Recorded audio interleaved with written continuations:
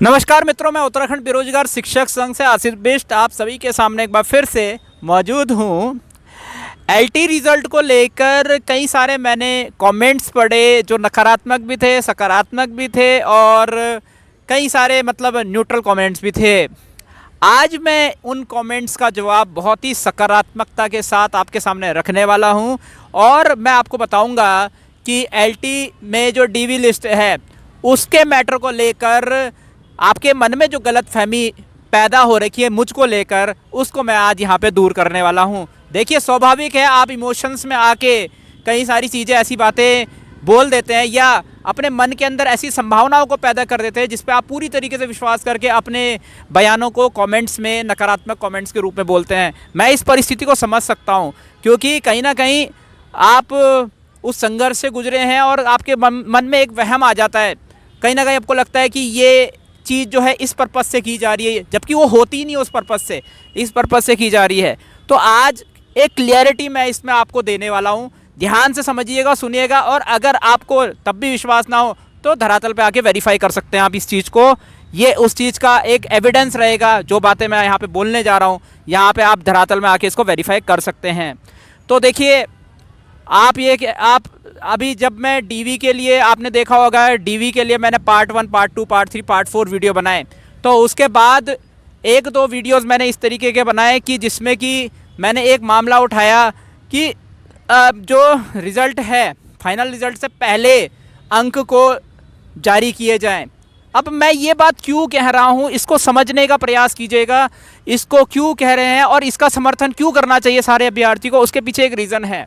अब देखिए, कुल मिला के कुछ कैंडिडेट्स ऐसे हैं, कितने कैंडिडेट्स हैं वो मैं आपको नहीं बता सकता, लेकिन कुछ कैंडिडेट्स ऐसे हैं जिनका दावा है कि उनके मार्क्स डीवी में मेरिट लिस्ट से ऊपर है। अब उनका दावा सही है या गलत है हम उसके बारे में नहीं जानते, लेकिन उनका दावा है कि उनके मेरिट लिस्ट से ज़्यादा मार्क्स बन रहे हैं। अब वो सही है या गलत है वो कैसे पता चलेगा, अगर मान लीजिए होम साइंस की मेरिट 58 गई है या 60 गई है और किसी का दावा है मेरे 61.5 नंबर है या 61 नंबर है, मैं एग्जांपल के लिए बोल रहा हूँ, ऐसा नहीं है कि ज़रूरी है, किसी का दावा है, तो वो तो परेशान रहेगा ही क्योंकि उसके इतने नंबर बन रहे हैं। तो भाई वो बोलेगा कि भाई मेरा मेरिट में नाम क्यों नहीं आया या जो भी रीज़न है। तो वो उसको लेकर एक प्रत्यावेदन उसने पहले से ही आयोग को दे रखा, जिसमें मेरा कोई रोल नहीं था। उसने आयोग को प्रत्यावेदन पहले से ही दे रखा था, मेरा कोई रोल नहीं था उसमें। और उसके बाद उन्होंने अपनी बातें मुझे बताई, जो भी बातें थी उन्होंने हमें बताया। और उन्होंने बताया क्योंकि हम देहरादून के आसपास ही रहते हैं तो इस पर क्या कार्रवाई हुई है इसको लेकर उन्होंने मेरे से अप्रोच किया। तो मैंने बोला सीधा ठीक है, मैं इस पर इंफॉर्मेशन ज्ञात करने की कोशिश करता हूँ। तो मैंने इन्फॉर्मेशन ज्ञात करने की कोशिश करी। पहले दिन मैंने कोशिश करी, 4 घंटा मैं बैठा रहा, लेकिन मुझे वहाँ से वैसी कोई जानकारी नहीं मिल पाई। हो सकता है कि सचिव महोदय या बाकी सब महोदय जो हैं वहाँ पे व्यस्त रहे होंगे या और चीज़ें वहाँ पे हुई होगी। फिर मैंने दोबारा से अन्य तरीके से प्रयास किया तो मेरे को ये बताया गया अगर आपको अपने अंक जानने हैं, और उनको ये बात पता चली थी कि उस अभ्यर्थी के जिसने प्रत्यावेदन भेजा मैं उसके कॉन्टेक्स्ट में भी आया हुआ हूँ, तो उन्होंने हमें ये बोला अगर मार्क्स जानने हैं तो आप RTI लगाइए, RTI के थ्रू। उन्होंने उस समय ये जवाब नहीं दिया था कि मार्क्स जो है वो फाइनल रिजल्ट के साथ जारी होने हैं। ये बात मुझे कल परसों पता चली है, कल या परसों पता चली है, उससे पहले नहीं बताया था। वहाँ पे उन्होंने बोला था RTI लगाइए। तो अगर वो चीज़ पहले ही क्लियर कर देते फाइनल रिजल्ट के दिन कि भाई फाइनल रिजल्ट के दिन ही हम सभी कैंडिडेट्स के मार्क्स दे रहे हैं, पहले दिन बता देते, तो फिर मैं भी बोलता कि हाँ चलो मेरे मार्क्स भी फाइनल रिजल्ट के दिन आ। अब मेरे मार्क्स को लेकर कोई वो नहीं है कि मेरे मार्क्स तो फाइनल रिजल्ट के दिन खुल जाएंगे और मेरा सिलेक्शन तो खैर हो भी नहीं रहा है। तो सीधी बात है, मैं तो अपने रिजल्ट को लेकर सेटिस्फाइड हूँ और मेरे लिए मैटर नहीं करता है कि मेरा रिजल्ट ये फाइनल रिजल्ट से पहले खुले या बाद में खुले। मेरे रिजल्ट को देखकर ऐसा कुछ नहीं है। लेकिन मैं एक बात साफ बता दूं उन कैंडिडेट्स के लिए जो दावा कर रहे हैं कि हमारे मेरिट लिस्ट से ऊपर नंबर, अगर उनका दावा सही है कि गलत है ये पता कैसे चलेगा, वेरीफाई कैसे होगा। सीधी बात है, फाइनल रिजल्ट से पहले सभी कैंडिडेट्स के मार्क्स अगर वहाँ पे जारी हो जाते हैं तो हो सकता है कि एक्चुअल में वो सोच रहे हैं कि हमारे 61 नंबर है, लेकिन हो सकता है कि कुछ क्वेश्चन डिलीट हुए होंगे, उनका एनालिसिस गलत होगा या जो भी होगा, उनके 56 नंबर आए या 58 नंबर आए या 59 नंबर आए, वो पता कैसे चलेगा अगर पहले जारी हो गया। और ये भी हो सकता है कि बाद में उनका जो दावा है वो भी सही निकले और आपको उनके जितने मार्क्स हैं उनके उतने ही मार्क्स वहाँ पे निकले, है ना।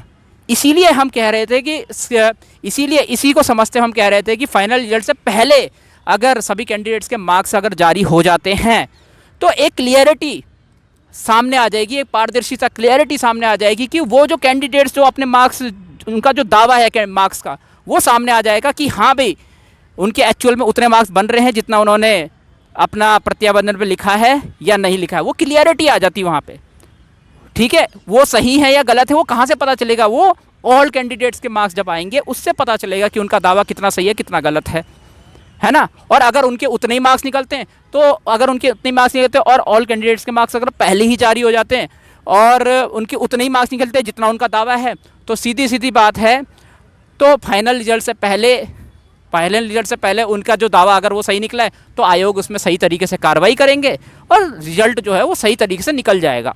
मतलब कि जो फाइनल रिजल्ट होगा वो बिल्कुल फेयर रिजल्ट निकलेगा आगे जाकर। ये था मकसद आगे का।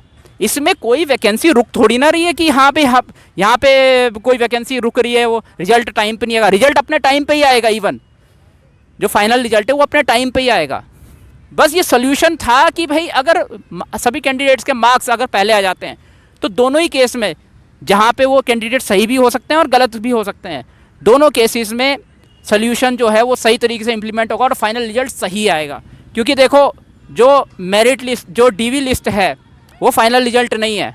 अगर वहाँ पे कैंडिडेट से कुछ गलतियाँ हुई है, चाहे आयोग से कुछ गलतियाँ हुई हैं, तो उसमें सुधार का एक चांस बन सकता है। हो सकता है आयोग सही हो, कैंडिडेट्स गलत हो सकता है आयोग सही हो, कैंडिडेट्स गलत हो, केस फर्स्ट हो सकता है आयोग सही हो, कैंडिडेट्स गलत हो, तो उस परिस्थिति में भी चीज़ें क्लियर हो जाएंगी।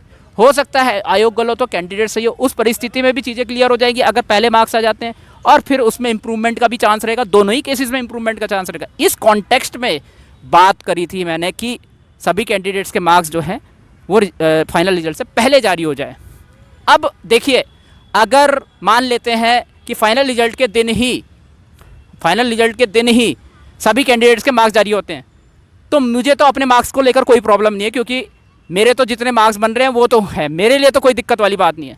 लेकिन वो जो 7 कैंडिडेट्स हैं, अगर मान लेते हैं उस दिन वो सही निकल जाते हैं, मतलब कि जितने उनके मार्क्स बन रहे हैं अगर वो सही निकल जाते हैं और फाइनल रिजल्ट के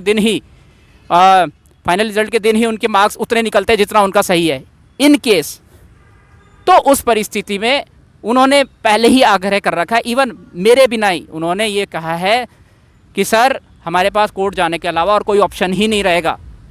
उनके पास कोर्ट जाने का, ये इवन उन्होंने मेरे से जब वो मेरे से पहली बार बात कर रहे थे तब भी कह दिया था उन्होंने, आप इसमें हस्तक्षेप करेंगे तब भी और नहीं भी तब भी हम कोर्ट जा सकते हैं। इसमें उन्होंने पहले ही कह दिया था, हमारे पास कोई ऑप्शन ही नहीं बचेगा फाइनल रिजल्ट के दिन अगर हमारे मार्क्स ज़्यादा आते हैं और हमारा फाइनल रिजल्ट में हमारा नाम नहीं आता, तो उनके पास कोई रास्ता नहीं रहेगा। उस परिस्थिति में फिर भर्ती रुक सकती है।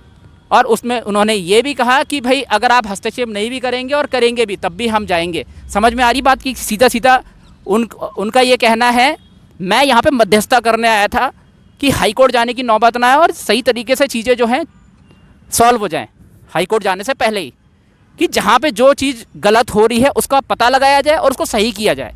जो भी चीज़ है, चाहे कहीं से भी मिस्टेक हो रही है, हो सकता है आयोग सही हो, वो बच्चे गलत हों, तो सीधी सी बात है फाइनल रिजल्ट सही तरीके से आएगा। तो इसमें रिज़ल्ट रोकने की बात कहीं भी नहीं है भाई साहब।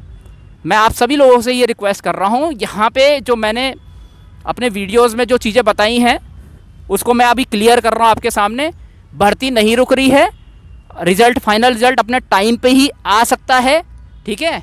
बस वो एक केस है, अगर वो कैंडिडेट सही निकल गए और अगर फाइनल रिज़ल्ट के दिन ही उन कैंडिडेट्स के मार्क्स उतने निकले जितना उन्होंने दावा किया है, तो उस केस में, क्योंकि वो ज्वाइनिंग एक तरह से, वो जो फाइनल रिजल्ट होगा वो एक ज्वाइनिंग लेटर, एक तरह से उनका तो ज्वाइनिंग हो जाएगी, जिनका फाइनल रिजल्ट निकला उनकी तो ज्वाइनिंग हो जाएगी, क्योंकि डीबी तो हो चुकी है तो उनकी ज्वाइनिंग हो जाएगी और उन कैंडिडेट्स के मार्क्स भी है ना, तो उस केस में वो फिर चले जाएंगे।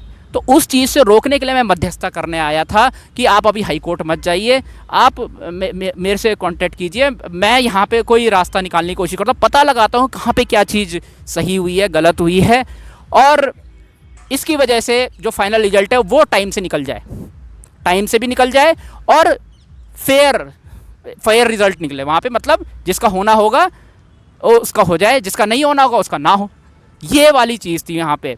मैं इसके लिए आया था, मध्यस्थता करने के लिए, और कोई और पर्पस नहीं था मेरा कि हाँ भाई रिज़ल्ट रोकना है।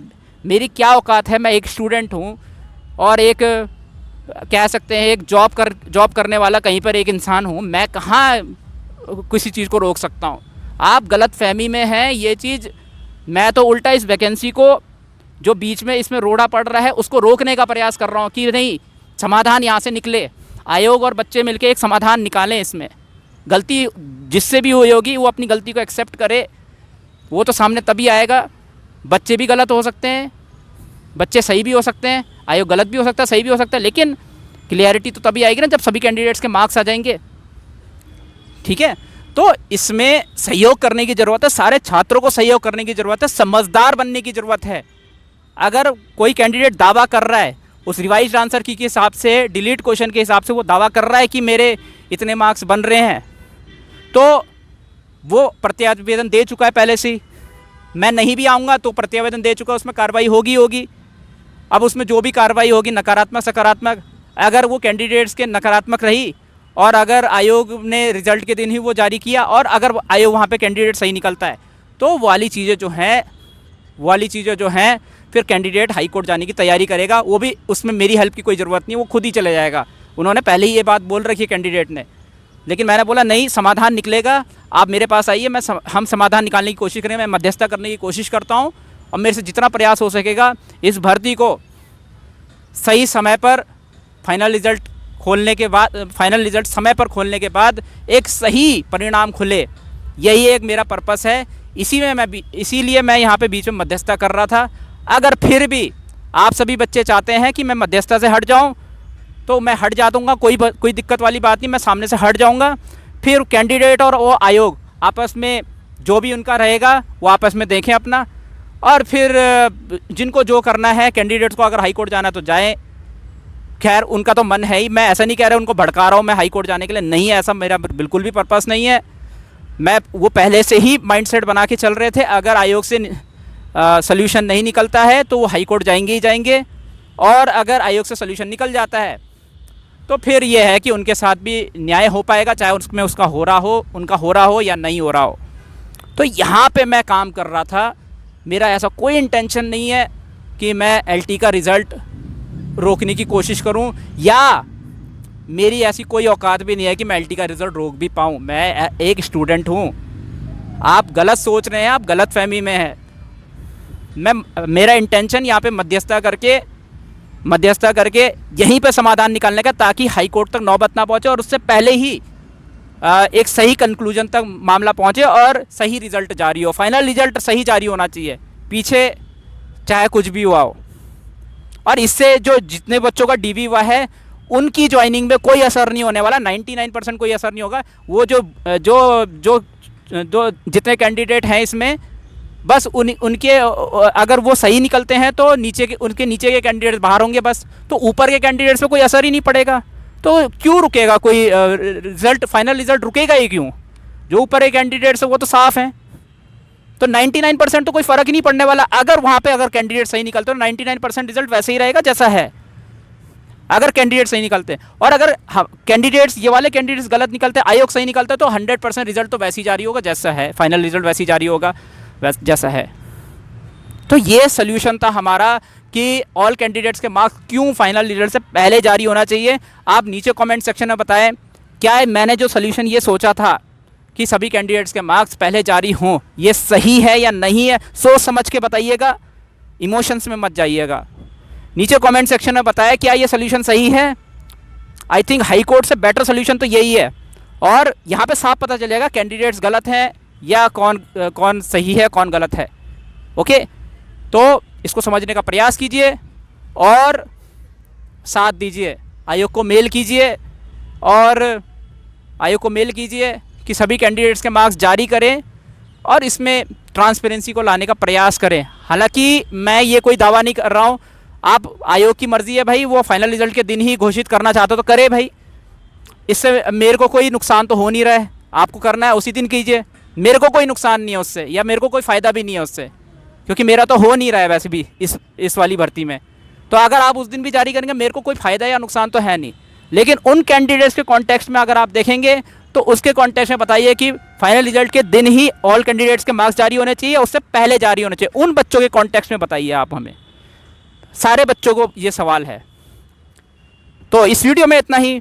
मैं उत्तराखंड बेरोजगार शिक्षक संघ से आशीष बिष्ट आप सभी से अनुमति लेता हूँ। जय भारत, जय उत्तराखंड।